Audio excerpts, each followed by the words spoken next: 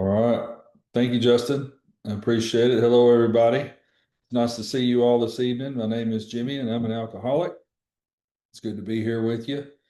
Um, so I was tasked with taking about 30 minutes or so to share a short version of my story and then a little bit about recovery, unity, and service. So in this format, you'll probably hear me weave those things into my story because well, all three legacies are part of my story. So, um, I was I grew up in a lower middle class family. Both of my mom and my dad were in the Army. They met at Fort Bragg. It was Fort Bragg at that time out in North Carolina. So my mom's a Catholic parochial school girl from Boston, Massachusetts, and my dad, a Southern Baptist country boy from Birchwood, Tennessee. So here you go.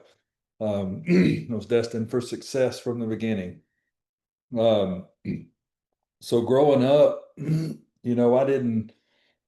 was always a curious kid, I guess you could say. And I didn't really, I didn't have my first drunk until I was 16 years old. I got to be an exchange student in Japan the summer after my sophomore year in high school. And so I went over there and we went to the disco.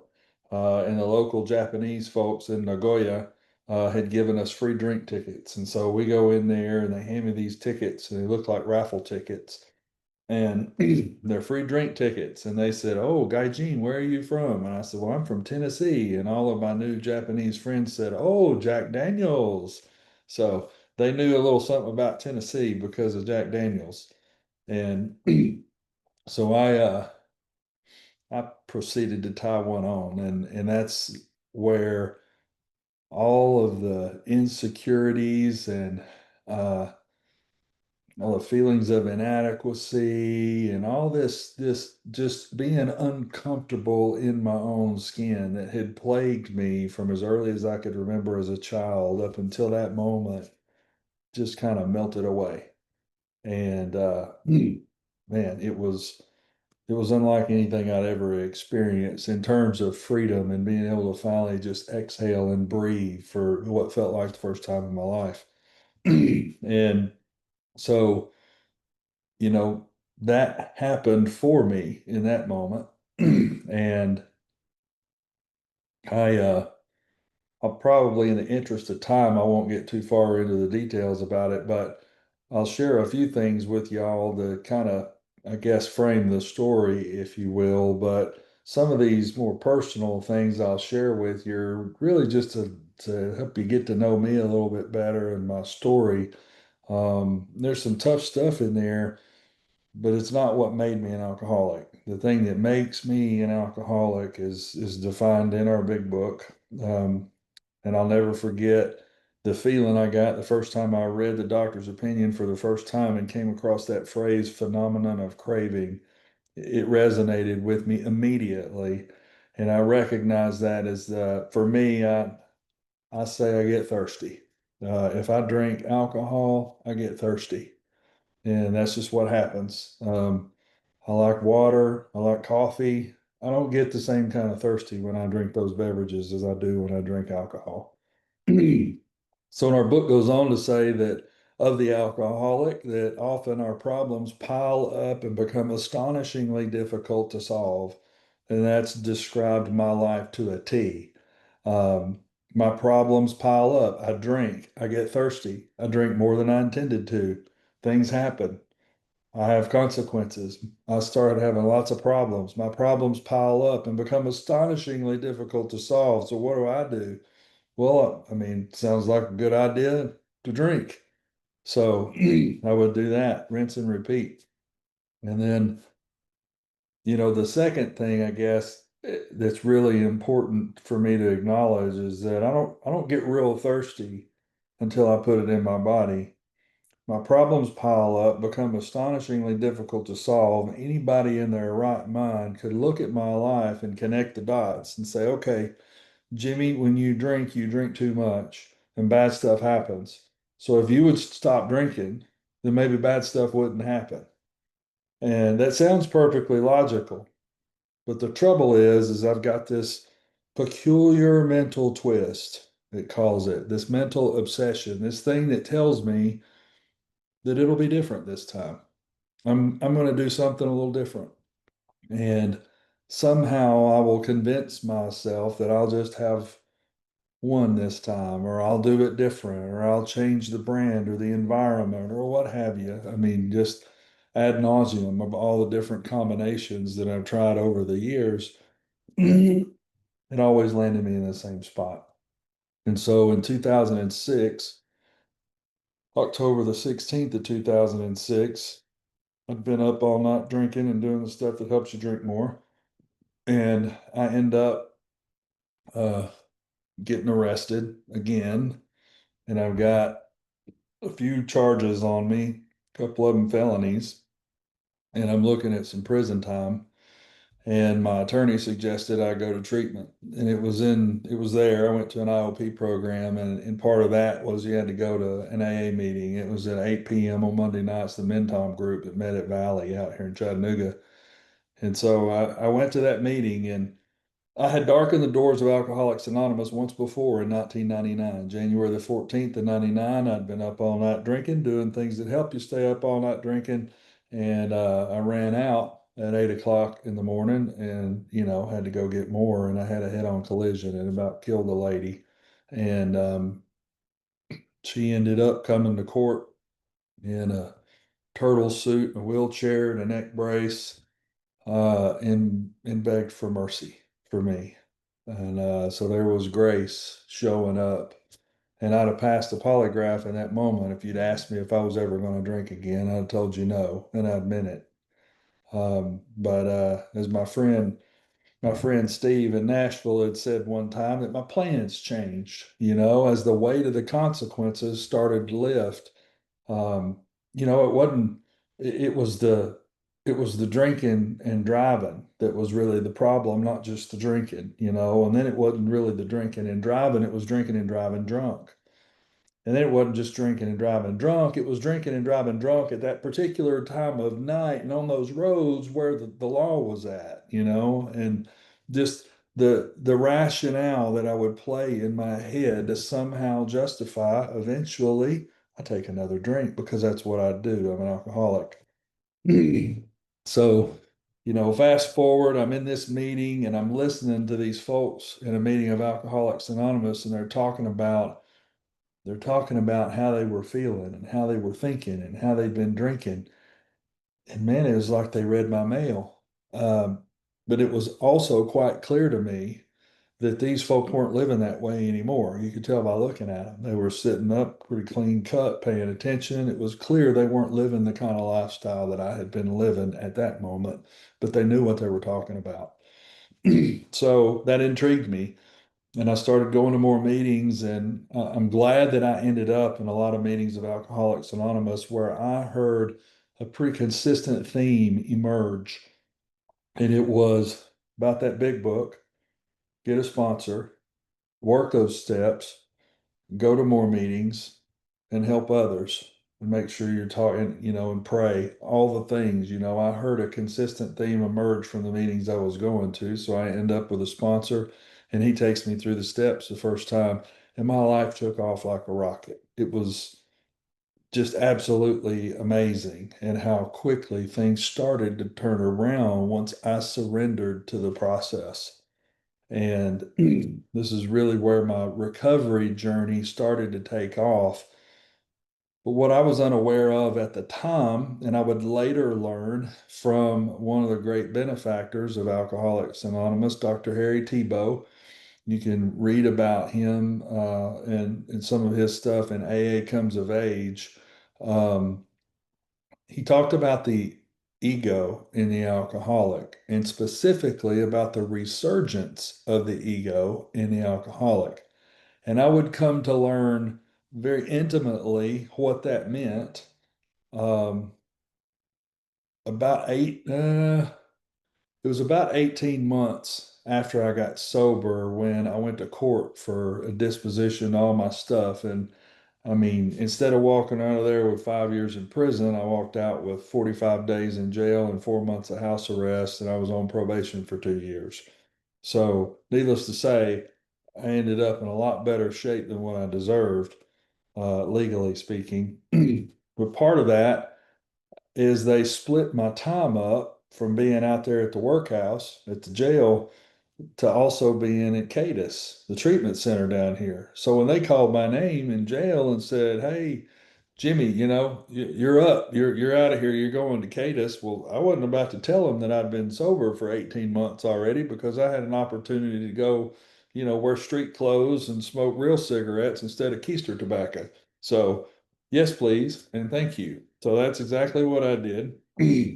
And this is where the ego part comes in because I'm 18 months sober and I've been working the steps and I've had a spiritual awakening as a result of these steps.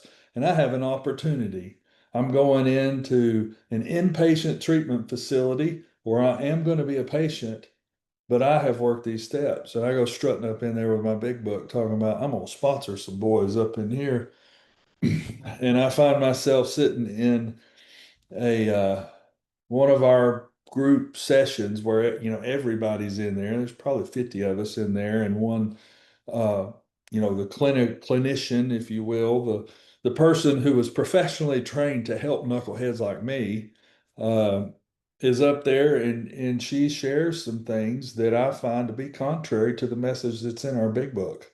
And I felt compelled to correct her in front of the whole class. And so, needless to say, my ego was already that resurgence of the ego. It was happening in me, and I didn't see it for that at the time.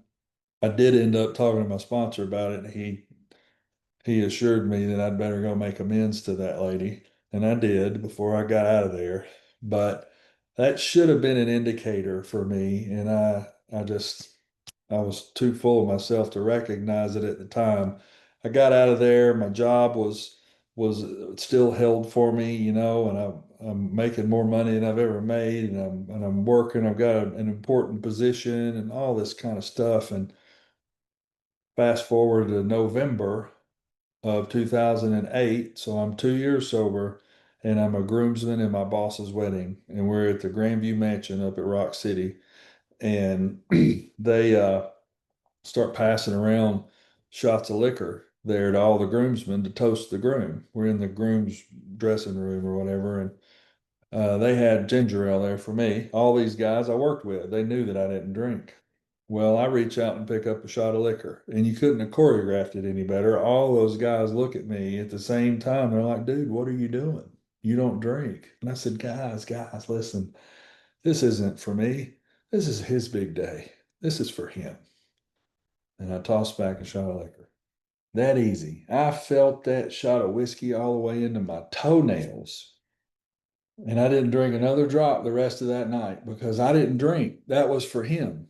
And I was going to prove it by being the designated driver and not drinking anymore that night, which I succeeded in doing. However, that was the most miserable daggum wedding I've ever been to in my whole life because I couldn't do anything but obsess over the one shot of liquor that I had taken earlier that evening for the rest of the night. That should have been the clue that I needed, I guess, but fast forward, a little while after that, and I'm right back where I left off. I'm drinking again, and it lasted 39 months, and I didn't get in any more legal trouble, but I got exactly what I needed up until today. Um, and that I was just completely spiritually bankrupt in my soul. Um, and I finally surrendered. And I gave up. I said, I can't figure this out. I can't do this by myself. Um, I was in pretty bad shape physically at the time. Every time I drank alcohol, by then my side would hurt really bad, so I'd have to take painkillers to make that pain go away, so that I could drink more because I had the shakes really bad, and I had to drink to get rid of the shakes, but it hurt to drink, so I had to take the painkillers to kill the pain, so I could drink to get rid of the shakes, and so they had to put me in a medical thing for a little while. And I got out of there and I had a willingness like I've never had before. And my sponsor, Matt, I'd called him from treatment and told him that I was back and asked if he would sponsor me again. And he told me uh, very clearly, do exactly what they tell you to do and call me when you get home. So I did. I followed the directions and I did exactly what they told me to do. And then I called him when I got home and um, he invited me over that evening and I was at my sponsor's kitchen table the night I got home from treatment. And he looked at me across the table and said, Jimmy, your ego is going to kill you if you don't do something different. So I had the first name for my 4-step there, put my sponsor on there. Couldn't believe he'd say that to me. Um, he was right. That man was exactly what I needed because he loved me enough to tell me the truth. Uh, Not in a harsh way or a mean way, but he just told me the straight stuff. He told me the truth about that. And he told me that if he was going to sponsor me, that I was going to get a commitment. Um, and he didn't care what it was, but I was going to get a commitment in Alcoholics Anonymous that meant that I was going to give of myself without thought of reward for the benefit of the group and for others. And I couldn't tell anybody about it, go bragging about it or anything like that. So I did. I did it. And it's been absolutely the single best decision I've ever made in my whole life. Um, I pretty quickly moved through the steps with him. He had the availability, and I was unemployed and almost unemployable at the time. So I had plenty of time on my hands to go to meetings and work the steps, which is what I did.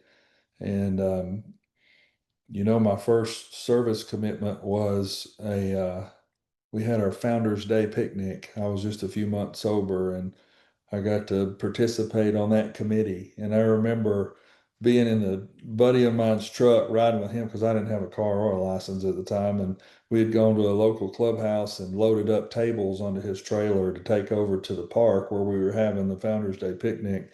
And we turn on to the old Jotty Bridge and the strap comes loose and here goes tables flying across a 4-lane highway on a bridge at the river. And I'm getting out, there's cars coming. I mean, it was a fiasco. And we're out there, hustling, trying to get these dang tables and chairs out of the middle of a 4-lane highway or road. And that was my introduction to service in AA, my first commitment. And it's really neat. After that, I got involved with Tiki Paw, Tennessee Conference of Young People in AA. I'm not very young anymore, but it was January the 27th of 2012 is when I got sober this time. So a little over 13 years ago. And I got involved with Tiki Paw and we put in a bid in 2013 and got awarded the conference and we hosted it in Chattanooga in 2014. And it was such a cool experience to get to do that. And it was there actually at Tiki Paw when I had been at a men's meeting earlier, a few weeks prior to that. It was a Sunday morning men's meeting, and my sponsor was there. And somehow or another, the topic in the meeting came up, and they were talking about amends. And it hit me like a freight train that I had never attempted to make formal face-to-face amends with Miss Nancy. That was that lady that I hit head on and almost killed several years prior. And I just broke down in the meeting. I'm crying, and my sponsors, I'm talking to him, and he helped me to write an honest letter, and I did that, and ended up sending it to her. And I'm at Tiki Paw, and I'm on the host committee, and it's my phone rings, and it's a strange number that I don't know. So I'm thinking, goodness gracious, what is it this time? We're at a YPAW conference, and who knows what's been thrown in the pool, or I just didn't know. Well, I answer the phone and it's Miss Nancy on the other end of the line. And she had gotten my letter and she wanted to meet with me. So that following Tuesday, I got to go and spent 2 hours with Miss Nancy just talking. And she shared photographs of the accident, cards and letters that we had exchanged. This was back in 1999, so 15 years prior. Um, and how she was never able to work again. Her husband had to leave his job to take care of her, her children, her grandchildren, how their family lives were changed because of that. Um, it was something. And at the end of that conversation, when um, just the time seemed appropriate, and I asked Miss Nancy if there was anything that I could ever do to right the harm that I had caused her and her family. And and she told me that I had been granted a gift to be able to help people that struggle the way I did, and that that's how I could make amends to her is by helping people who struggle the way that I did. So that's what I've done ever since then. And I guess that really led me further into service. So this fella from Murfreesboro, so I'm in Waipaw. I've got a home group. I had been treasurer of my home group, and uh, I had participated as a corrections representative for my home group, and so I was familiar with service. And in the intergroup, I'd heard about the intergroup, our local intergroup, where all the groups in the local area would get together and we have our little central office. That's that was service to me in Alcoholics Anonymous. I didn't know anything else. And then this fella moves to Chattanooga from Murfreesboro, Shane, and he still lives down here, and ended up getting elected as DCM over here in District 81, where my home group was. And he proceeded to go around and, in my opinion, telling all of our groups how we were all just doing it wrong. And because the district had been inactive for quite a while. And so we didn't know anything about the General Service Conference structure, and that our group had a voice and a vote, and that our viewpoints and opinions about things that affected AA as a whole mattered, and that ideas for the improvement of Alcoholics Anonymous could come from our group, could come from members from our group. And there was a pathway to actually take those ideas and bring them to the collective group conscience of Alcoholics Anonymous through the General Service Conference, and potentially enact policy based upon that idea that would benefit Alcoholics Anonymous as a whole. I didn't have a clue about any of that stuff.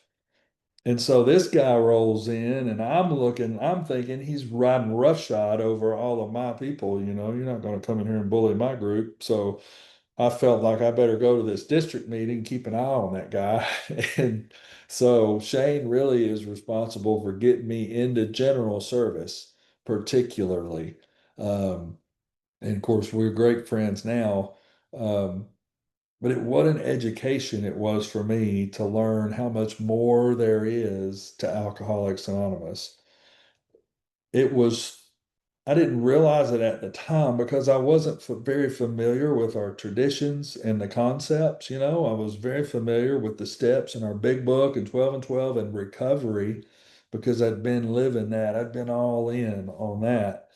Um, but unbeknownst to me, as I was serving at my home group level, and we were having business meetings in our home group, and then when the district, came back to life, and we had our GSR start attending district meetings, and then we formed standing committees in the district, and I got to serve as the corrections chair in District 81, and so all this stuff started coming to life, and I end up with a service sponsor who suggested that I read those books, AA Comes of Age, Language of the Heart, the Service Manual, combined with 12 Concepts for World Service. Those three in particular, alongside the 12 and 12 in the Big Book, those five pieces have been critical for me in my education. And so I read them and I devoured it because I wanted to serve. The voice of my sponsor on like day one getting back to town, and him saying your ego is going to kill you if you don't do something different. And if I'm going to sponsor you, you're going to get a commitment. You're going to give of yourself for the benefit of others without thought of reward. And that's always stuck with me. So I knew I had to do this. And if I'm gonna do it, I'm gonna do it to the best of my ability. So I dove in with both feet. And it was just a heck of a ride and an experience because I started to learn so much. And in the traditions and concepts, all of our principles really started to come to life for me in a really new way. You know, I was under the I was this misconception, I guess, that this idea of unity expressed in tradition one, at least for a short period of time, I thought that real unity meant that we had to agree about everything. And I couldn't have been more wrong about that. Real unity is really about when we can disagree without being disagreeable, and we can honor the group conscience, tradition two, when a decision is made, and we get on the bus and we carry that out. If it's not immoral or illegal, then let's give it a try. And you know what? If it doesn't work out like as well as we thought it should, we can change our mind and do something different. So it's just fascinating that for so long I spent my life as an alcoholic just driving. Gotta have it my way. Gotta have it my way. My way's the only right way, you know. And if I didn't say that explicitly, I sure as heck was acting like it. I mean, they had my number when they were writing that big book before I was ever even I wasn't a twinkle in nobody's eye. My daddy wasn't even born yet, and talking about the actor trying to run the show and arrange the lights and the ballet. And I would be, you know, cruel and mean on the one hand if I thought that was the way to get my way, or I'd be really kind and gracious and all that if I thought that was the best way. I mean, I would manipulate any situation to get my way back then. Bring those character defects and shortcomings into Alcoholics Anonymous untreated. I mean, goodness, I'll behave the same way around here. And if I'm not careful, some of that stuff will crop up, which is a great reason why I've really come to the realization of this more so as my tenure or my term as delegate is coming to a close. This really just has hit me over the course of the last year or so. Um, that service has enriched my life and sobriety in ways unimaginable. Um, I wouldn't be where I'm at with my career, with my life, you know, professionally, personally, all of it, every bit of it. I owe to Alcoholics Anonymous. And service in particular has taught me so much about being able to show up and be authentic, and it's taught me how to practice these principles in all my affairs, how to listen with an open mind. In the words of St. Francis, maybe about I listen to understand rather than listen to rebut or to respond to somebody. And goodness gracious, that's tough because I'm certain that I have the answers. You know what I mean? Like that's just how my crazy little head works most of the time. But you know, along the way, I've learned how to be a little bit better. You know, I'm a little bit better at listening today than I was before, and I hope, heaven knows, I got plenty of more opportunity to improve in that and many other areas.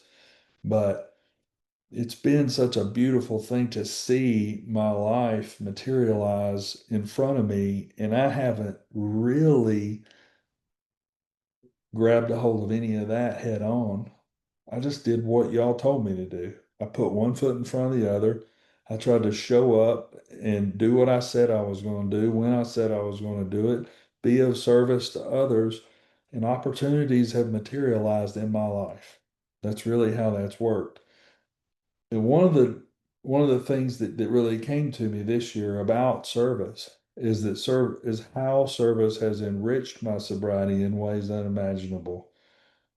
But without recovery, service can make me sick. Because, see, I need recovery to deal with my character defects. It's my character defects that have cropped up and caused difficulties in my relationships with other people, with the world, with the law. I mean, all of that. And it took our recovery program to be rid of those defects or at least reduce a bunch of them or all of them. And so if I don't continue to practice, right, they hook us in the 12th step, right? At having had a spiritual awakening as the result, we try to carry this message to others and practice these principles in all our affairs. Like, if I don't continue this thing, then I'm going to fall back. And I have personal experience with that. So in that sense, without recovery, service can make me sick because my character defects come back and I start creating harm and destruction wherever I go, But I think I'm okay. I think somehow I'm righteous in what I'm doing, which is sometimes even worse. So that's been it's been a heck of a learning experience for me in being able to have the experience that has kind of coalesced around these three legacies. And it's helped for me to solidify the importance of all three of them together working in my life. Everybody's heard the story about the three-legged stool, right? All you got to do is kick one leg out from under it and the stool falls over. And in my recovery, my life is very much like that. I need all three legacies together to really support my life and to be the healthiest and best version of me in whatever role I'm showing up for. Um, so that's about my 30 minutes. I think I'll go ahead and hit the stop button there. Thank y'all.